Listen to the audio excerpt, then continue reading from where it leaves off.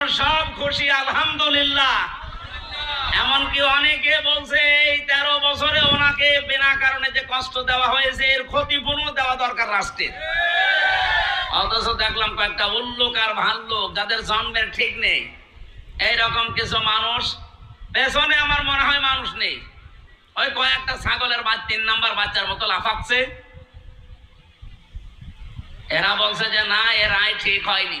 রায় কি তোমার কাছে এখন হাসিনার মতো জিজ্ঞাসা করে দেওয়া লাগবে? আমার যে বিচারপতি ছিল উনি আমার নিজে খাস কামরায় নিয়ে বলেছে, হুজুর আমার হাতে 3 বছর বাধা ছিল, আমি কিচ্ছু করতে পারি নাই। এই মামলাটা 30 বার তুলেছিলাম, সিএমএম কোর্ট, জজ কোর্ট, হাইকোর্ট মিলে, একবারও জামিন দেয়নি। দিলেই বলে না হবে না। এই লাল দাগ মারা আমার আর মামুনুল হকের।